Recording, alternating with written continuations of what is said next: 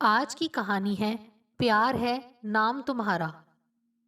Hello, कौन? पहचानो, कौन है? अरे यार, भुला दिया हमें। और एक खिलखिलाती हुई हंसी फोन पर सुनाई पड़ी। अरे स्नेहा, तुम इतने दिनों बाद कैसी हो? नेहा पहचान कर खुशी जाहिर करते हुए बोली। नेहा यार, तुम तो मेरी पक्की सहेली हो। तुमसे कैसे दूर रह सकती थी?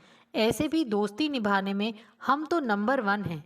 बहुत सारी बातें करनी है मुझे तुमसे। अच्छा, मेरा फ़ोन नंबर लिख लो, अभी मुझे हॉस्पिटल जाना है। कल बात करते हैं। और स्नेहा ने फ़ोन रख दिया। हॉस्पिटल? बात अधूरी रह गई। नेहा कुछ चिंतित हो उठी। आखिर उसे हॉस्पिटल क्यों जाना था? नेहा बुदबुदा रही थी। नेहा के मन में स्नेहा की स्मृतियां चलचित्र की तरह तैर गईं। कॉलेज में फॉर्म भरने की लाइन में नेहा खड़ी थी, लाल रंग के पोल्का डॉट का सूट पहने। और उसी लाइन में स्नेहा काले रंग के पोल्का डॉट का सूट पहने खड़ी थी। उन दिनों पोल्का डॉट का फैशन चल रहा था। गम है किसी के पास? स्नेहा जोर से बोली। स्नेहा को फॉर्म पर फोटो चिपकानी थी। हाँ है, देती हूँ। नेहा ने मुस्कुराते हुए गम की छोटी सी शीशी स्नेहा को थमा दी। बदले में स्नेहा ने मुस्कान बिखेर दी। फॉर्म जमा कर बाहर निकलते हुए स्नेहा चपल मुस्कान के साथ नेहा की ओर मुखातिब हुई। Thank you so much. Form से मेरी फोटो निकल गई थी। मैं तो घबरा गई थी कि क्या होगा अब। थैंक यू कैसा? चलो आओ, उधर सीढ़ियों पर थोड़ी देर बैठते हैं। नेहा बीच में ही बोल पड़ी। नेहा, स्नेहा दोनों वहां अकेली थी। दोनों को शायद इसीलिए एक दूसरे का साथ मिल गया था। अच्छा, तुम्हारा नाम क्या है? स्नेहा ढोले। और तुम्हारा? नेहा खरे। अरे वाह, हम दोनों के नाम कितने मिलते हैं। और हमारी ड्रेसेस भी। नेहा आश्चर्य मिश्रित खुशी के साथ बोली। वैसे ढोले क्या? हम गढ़वाल के हैं, स्नेहा ने उत्तर दिया। नेहा गौर से स्नेहा को निहार रही थी। बड़ी बड़ी आंखें, तीखी नाक, गुलाब की पंखुड़ियों जैसे होंठ, दमकता हुआ रंग, मतलब सुंदरता के पैमाने पर तराशा हुआ चेहरा थी स्नेहा। और पहाड़ी निश्चलता से सराबोर उसका व्यक्तित्व। क्या हुआ? स्नेहा ने टोका। ना ना, नहीं, बस ऐसे ही। नेहा मुस्कुराकर रह गई। तुम कितने भाई बहन हो? स्नेहा ने पूछा।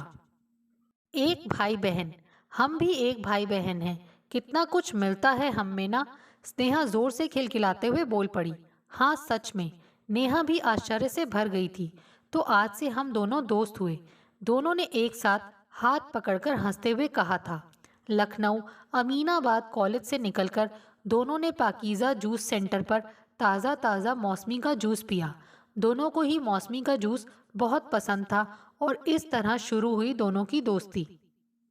लोग कहते हैं दोस्त हम चुनते हैं, पर नेहा का मानना है कि दोस्ती भी हो जाती है, जैसे उस दिन स्नेहा से उसकी दोस्ती हो गई थी। नेहा स्नेहा की यादों को एक सिरे से समेट रही थी। उसने पुराने एल्बम निकाले। एक फोटो थी एनसीसी कैंप की, जिसमें वह खुद और स्नेहा पैरास्लीलिंग कर रही थी। नेहा को कैंप की याद आई। यार, वह लड़का कितना हैंडसम है। बस एक नज़र देख ले। स्नेहा ने चुहलबाजी करते नेहा से कहा। क्या स्नेहा, हर समय लड़कों को देखती रहती हो? नेहा गंभीरता ओढ़कर बोली थी। अरे यार, एनसीसी में हमारे कैंप लड़कों से अलग हो जाते हैं, तो नैन सुख तो ले ही सकते हैं ना। स्नेहा बोलते बोलते जोर से हंस पड़ी थी। नेहा और स्नेहा दोनों ने ही ग्रेजुएशन में एनसीसी ली थी। और पहली बार दोनों घर से दूर कैंप गई थी। साथ साथ खाना, साथ साथ रहना, साथ साथ परेड करना, लगभग सारे काम साथ। उनकी दोस्ती गहरी होती जा रही थी। कितने गंदे पैर लेकर आई हो? स्नेहा ने डांटते हुए कहा था।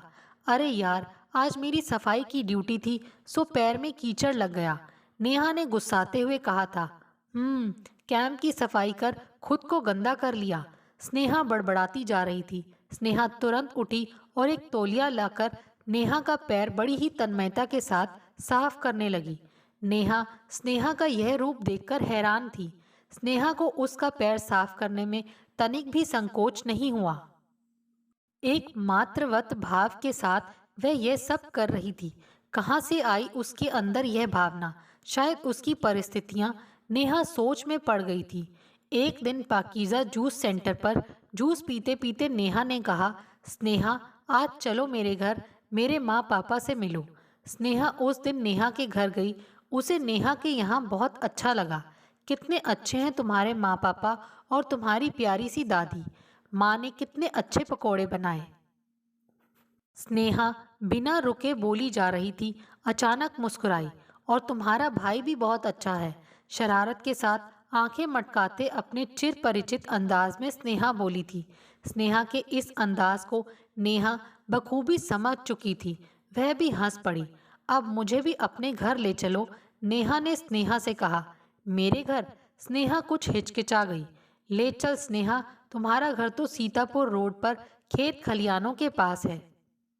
बहुत मज़ा आएगा। अच्छा कल चलना। स्नेहा का स्वर कुछ धीमा पड़ गया था। कितनी सुंदर जगह है तुम्हारा घर, हरे भरे खेतों के बीच। नेहा स्नेहा का घर देखकर खुशी से झूमी जा रही थी। स्नेहा का घर कच्चे रास्तों से गुजरता था। घर पहुंचते ही स्नेहा ने अपनी दादी माँ से मिलवाया। ये है मेरी सबसे प्यारी दादी, तुम्हारी दादी की तरह। और दादी, ये है मेरी पक्की वाली दोस्त नेहा। स्नेहा ने फिर गर्मा गर्म छोले चावल खिलाए। स्नेहा, छोले तो बहुत टेस्टी हैं, आंटी ने बनाए होंगे। नेहा खाते खाते बोली, नहीं, मैंने बनाए हैं। स्नेहा कुछ गंभीर हो गई थी। तुमने? यार Sneha, you are great cook. वैसे आंटी कहाँ है? नेहा ने पूछा। मम्मी। स्नेहा की बात अधूरी रह गई। पीछे वाले कमरे से सांवली साधारण सी बिखरे बालों के साथ एक महिला वहां आ गई। नेहा कुछ आश्चर्य से उन्हें देखने लगी। फिर मेरी मम्मी कह स्नेहा ने उस महिला का परिचय कराया। नेहा सोच में पड़ गई। स्नेहा तो कितनी सुंदर और उसकी मम्मी साधारण सी, बिखरे बाल, दांत भी कुछ टूटे हुए। यह कैसे? कई सारे सवालों से नेहा घिर गई थी। स्नेहा की मम्मी कुछ अलग सी मुस्कान के साथ अंदर चली गई। नेहा, तुम्हें आश्चर्य हो रहा होगा ना, मेरी मम्मी ऐसी।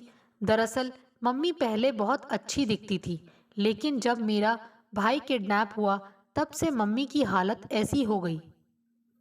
भाई तो वापस मिला, लेकिन मम्मी तब तक मेंटल पेशेंट हो चुकी थी। स्नेहा धीरे धीरे बोल रही थी। उफ। नेहा ने एक लंबी सांस भरी। कितना दुख है जीवन में, माँ होते हुए भी माँ का प्यार दुलार ना मिले। स्नेहा तो अपनी माँ से कोई जिद भी ना कर पाती होगी। नेहा का मन भरा जा रहा था। चलो नेहा, मैं तुम्हें अपना स्कूल दिखाती हूँ। हमारा स्कूल को एजुकेशन था। एक से एक स्मार्ट लड़के पढ़ते थे। अब तो हम गर्ल्स कॉलेज में आ गए। स्नेहा ने शायद नेहा के माथे पर पड़ी सलवटों को देख लिया था और वह माहौल को कुछ हल्का करना चाहती थी। स्नेहा, तुम भी ना। नेहा ने यह कहकर हंसी तो स्नेहा भी खिलखिला पड़ी थी। नेहा उस एल्बम की तरह फोटो को बड़े गौर से देख रही थी। Welcome party, teachers day, farewell, annual function, हर फोटो में नेहा और स्नेहा छाई हुई थी। दिन हंसते गाते पाकीज़ा जूस सेंटर का जूस पीते हुए बीत रहे थे। पर दिन हमेशा एक से नहीं रहते।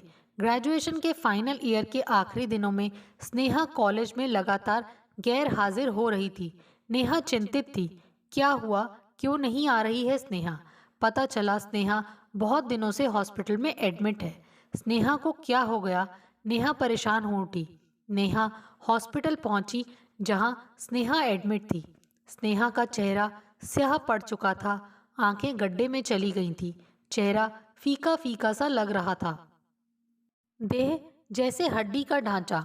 नेहा को स्नेहा का वह पहले वाला दमकता सौंदर्य याद आ गया। और अब आओ नेहा, एक कमजोर सी आवाज और फीकी मुस्कान के साथ स्नेहा बोली। नेहा उसके पास रखे स्टूल पर बैठ गई। नेहा ने स्नेहा का हाथ पकड़ते हुए पूछा, क्या हो गया स्नेहा? किसी को कुछ बताया भी नहीं, अकेले अकेले ही सारे दुख झेलती रही। नहीं नहीं नेहा, कुछ पता ही नहीं चला। पहले फीवर और हल्की कमजोरी थी। फीवर की दवा ले लेती थी, पर घर का काम भी रहता था और वीकनेस बढ़ने लगी। और एक दिन खून की बहुत सारी उल्टियाँ हुई। मेरे पापा तो बहुत घबरा गए, यहाँ हॉस्पिटल में एडमिट करा दिया। स्नेहा धीरे धीरे सारी बातें नेहा को बताती जा रही थी। और तुम्हारी मम्मी? नेहा ने तुरंत ही पूछा। मम्मी को तो कुछ पता ही नहीं चलता। वे तो बोलते बोलते स्नेहा रुक गई और एक गहरी सांस अंदर खींचकर रह गई। पर खून की उल्टियां क्यों हुई तुम्हें? नेहा अगले प्रश्न के साथ तैयार थी। दरअसल मुझे सीवियर ट्यूबरक्लोसिस है, पूरे लंग्स में इन्फेक्शन है, थोड़ा मुझसे दूर ही रहो। स्नेहा पहले तो कुछ गंभीर थी, फिर हंसती। पर स्नेहा, तुम्हारा इलाज तो सही हो रहा है ना? यहाँ के डॉक्टर्स अच्छे हैं ना? नेहा ने चिंतित स्वर में पूछा। स्नेहा के चेहरे पर शरारत टपक गई। बोली, अरे यार नेहा, डॉक्टर्स तो अच्छे हैं, एक नहीं दो दो अच्छे हैं। एक सीनियर डॉक्टर और एक जूनियर डॉक्टर। सीनियर वाला ना मेरे गढ़वाल का ही है, पर सूरत जूनियर वाले की ज़्यादा अच्छी है।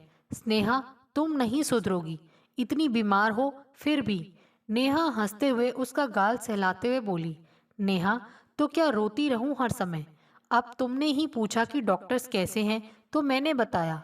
स्नेहा हल्के गुस्से से बोली। इतने में एक साधारण नए नक्श का सांवला डॉक्टर आया, उसे एग्जामिन किया और पूछा, स्नेहा जी, अब वॉमिटिंग बंद हुई? Feeling better now? हाँ डॉक्टर, स्नेहा ने धीमे से जवाब दिया। पीछे एक हैंडसम सा जूनियर डॉक्टर साथ था। उसने स्नेहा को कुछ दवाएं दी और मुस्कुराते हुए चला गया। देखा स्नेहा, दोनों डॉक्टर अच्छे हैं ना? स्नेहा चहक कर बोली। नेहा प्यार से स्नेहा को सहलाने लगी और बोली, स्नेहा, जल्दी से ठीक हो जाओ, परीक्षाएं पास आ रही हैं, मैं तुम्हें नोट्स दे दूंगी, ओके? स्नेहा ने भी नेहा का दूसरा हाथ अपने हाथों से कस के पकड़ लिया और आंसुओं की दो बूंदें उसकी आंखों से ढुलक गईं। नेहा अपनी आंखों को छलकने से बचाने के लिए तेज आवाज में बोली, my dear, get well soon. Neha भीगी पलकों के साथ वहां से चली आई। परीक्षाएं पास आ गई थी। स्नेहा की तबीयत पूरी तरह ठीक नहीं हो पाई थी। वह फाइनल एग्जाम नहीं दे सकी। स्नेहा हॉस्पिटल से डिस्चार्ज होकर अपनी दादी के साथ पहाड़ चली गई। इधर नेहा आगे की पढ़ाई के लिए दिल्ली चली गई। वहीं हॉस्टल लेकर पोस्ट ग्रेजुएशन करने लगी और साथ में सिविल सर्विसेज की भी तैयारी कर रही थी। उसे बिल्कुल भी फुर्सत न मिलती। मोबाइल उन दिनों था नहीं जो हर समय दोस्तों से वह बात कर सके। लखनऊ घर बात करने के लिए हफ्ते में एक बार हॉस्टल के पीसीओ जा पाती थी। नेहा स्नेहा को याद करती, पर बात नहीं हो पाती। पता नहीं स्नेहा कैसी होगी, उसकी तबीयत, उसकी माँ का क्या हाल होगा। एक लंबी सांस खींचकर नेहा किताब खोलकर पढ़ने बैठ जाती। स्नेहा से मिले हुए नेहा को 10-11 महीने हो रहे थे। नेहा दिल्ली से छुट्टियों में अपने घर आई हुई थी। कहते हैं किसी को शिद्दत से याद करो तो वह मिल ही जाता है। उस दिन भी ऐसा ही कुछ हुआ। स्नेहा ने नेहा को अचानक ही फोन लगा दिया। अब नेहा दूसरे दिन स्नेहा के फोन का इंतजार कर रही थी और साथ ही चिंतित भी थी, क्योंकि स्नेहा ने हॉस्पिटल जाने की बात कहकर फोन काट दिया था। कुछ देर बाद फोन की घंटी बजी। नेहा ने पहली घंटी बजते ही रिसीवर उठा लिया। हेलो स्नेहा। हाँ नेहा, मैं स्नेहा बोल रही हूँ। स्नेहा, कल तुमने हॉस्पिटल जाने की बात कहकर फोन काट दिया था, क्या तुम्हारी तबीयत ठीक नहीं हुई? नेहा ने कुछ घबराते हुए पूछा। नेहा, मुझे कल जाना था हॉस्पिटल डॉक्टर से मिलने। वही तो मैं पूछ रही हूँ स्नेहा, डॉक्टर से मिलने तुम्हें क्यों जाना था? नेहा लगभग झुंझला कर बोली। नेहा, जब तुम मुझसे मिलने हॉस्पिटल आई थी तो याद है तुम्हें, दो डॉक्टर्स मुझे एग्जामिन करने आए थे। हाँ हाँ याद है। एक तो तुम्हारे पहाड़ के थे और दूसरे एक जूनियर डॉक्टर थे। हाँ, पहाड़ वाले डॉक्टर स्वप्निल जोशी, उन्होंने मुझे बुलाया था। स्नेहा बताने लगी। नेहा, तुम्हें याद है ना मेरी तबीयत कितनी खराब थी? खून की उल्टियां हो रही थी। मेरा चेहरा कैसा स्याह पड़ चुका था। मम्मी की हालत तो तुम जानती ही हो। जब मुझे हॉस्पिटल में एडमिट कराया तो मेरी हालत बहुत खराब थी। ऐसे में डॉक्टर स्वप्निल ने ही मुझे एग्जामिन किया। उनकी ही दवाओं से मेरी उल्टियां रुकी, थोड़ी तबीयत हल्की हुई। अब जब भी डॉक्टर स्वप्निल मेरा चेकअप करने आते, मुझे आदतन हंसी आ जाती। तुम्हें तो पता है, मुझसे ज़्यादा देर सीरियस नहीं रहा जाता। उस दिन भी डॉक्टर स्वप्निल को देख मैं यूं ही हंस पड़ी। डॉक्टर ने पूछा, hello Sneha, feeling better now? या डॉक्टर, मैंने मुस्कुराते हुए उत्तर दिया। पूरा आराम कीजिए स्नेहा आप, और मेडिसिन टाइम से लीजिए। पूरे 6 महीने का कोर्स है। जी डॉक्टर। मैं फिर मुस्कुरा उठी।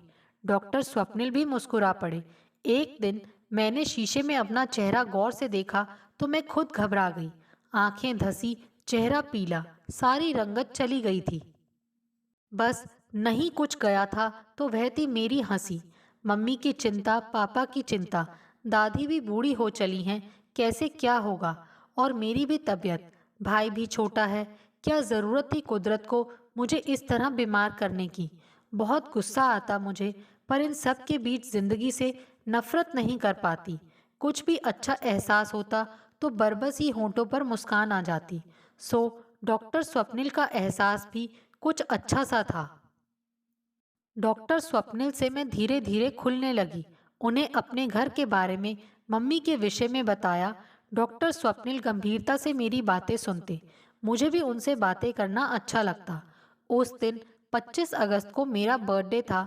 डॉक्टर स्वप्निल मुझे चेक करने आए तो स्टेथोस्कोप के साथ उनके हाथों में लाल गुलाब के फूलों का बुके भी था। उन्होंने बुके पकड़ाते हुए कहा, हैप्पी बर्थडे स्नेहा। पर आपको कैसे पता चला? मैंने चौंकते हुए पूछा। स्नेहा, वो दरअसल मैंने तुम्हारी फाइल देखी थी, उसमें बर्थडे की एंट्री थी, वहीं से पता चला। डॉक्टर स्वप्निल मुस्कुराते हुए बोले। अच्छा, तो डॉक्टर साहब मरीज की सारी अनॉटमी देखते हैं। मैंने भवें तिरछी कर हंसते हुए कहा। डॉक्टर स्वप्निल कुछ ऑकवर्ड फील करने लगे, फिर कुछ सीरियस होकर मेरी ओर मुखातिब हुए। स्नेहा, आज तुम्हारा बर्थडे है, उपहार तो मुझे देना चाहिए, पर एक उपहार मैं तुमसे मांगना चाहता हूँ। क्या? क्या? मैंने हैरानी और आशंका से प्रश्न किया। डॉक्टर स्वप्निल बिना एक पल की देरी किए हुए कह उठे, स्नेहा, मुझसे शादी करोगी? मैं आश्चर्य में पड़ गई। समझ ही नहीं आ रहा था कि क्या कहूँ। मेरे कानों से ऐसा लगा मानो गर्म हवा निकल रही हो। दिल बैठा जा रहा था। सुन्न सी हालत हो गई थी मेरी। मैंने लड़खड़ाती जबान से कहा, पर डॉक्टर, मेरी बीमारी, मेरी माँ की हालत, आप कैसे? आवाज मानो घुटकर गले में ही अटक गई। डॉक्टर स्वप्निल ने मेरा हाथ पकड़ लिया और कहने लगे, स्नेहा, तुम्हारी बीमारी ठीक हो जाएगी। मुझ पर विश्वास करो। मैं तुम्हारे घर की स्थिति को जानता हूँ। ये सब जानते हुए भी मुझे तुम्हारा ही हाथ थामना है। पता है क्यों? क्योंकि तुमसे मिलकर मेरी दवाओं, इंजेक्शन, ऑपरेशन से भारी रूखी जिंदगी में मुस्कुराहट आ जाती है। मेरी सीरियसनेस में चंचलता आ जाती है। तुमसे मिलकर जिंदगी से प्यार होने लगता है। मेरा खालीपन भरने लगता है। बोलो स्नेहा, मेरा साथ तुम्हें पसंद है? डॉक्टर स्वप्निल इतना कहकर नम आंखों से मुझे देखने लगे। मेरी पलकें अनायास ही झुक गईं। डॉक्टर स्वप्निल की बातों में, उनके हाथों के स्पर्श में भरोसे की खुशबू को मैंने खूब महसूस किया। और फिर क्या हुआ? नेहा ने उछलते हुए पूछा। फिर क्या हुआ? हुआ यह कि इस संडे को मेरी एंगेजमेंट है डॉक्टर स्वप्निल के साथ, और उस दिन मुझे उन्होंने रिंग पसंद करवाने के लिए हॉस्पिटल बुलाया था। तुम्हें ज़रूर आना है। स्नेहा बोलते हुए अपनी स्वाभाविक हंसी के साथ हंस पड़ी। नेहा बड़ी गर्मजोशी से बोली, ओ स्नेहा, तुमने अपनी हंसी में डॉक्टर को फंसा ही लिया। सच, मैं बहुत खुश हूँ तुम्हारे लिए। वैसे डॉक्टर साहब ने ठीक ही कहा कि तुमसे मिलकर वीरान जिंदगी में बहार आ जाती है। बोरिंग जिंदगी रंगीन लगने लगती है और जिंदगी से प्यार होने लगता है। आखिर प्यार है नाम तुम्हारा, स्नेहा डियर, और तुम्हारा भी। स्नेहा खनकती आवाज में बोल पड़ी। दोनों सहेलियां एक दूसरे को फोन पर ही मन भरकर महसूस करती हुई जोर से खिलखिला पड़ी। दोस्तों, आपको हमारी ये कहानी कैसे लगी? प्लीज़ कमेंट्स करके बताइए। Thanks for watching this video.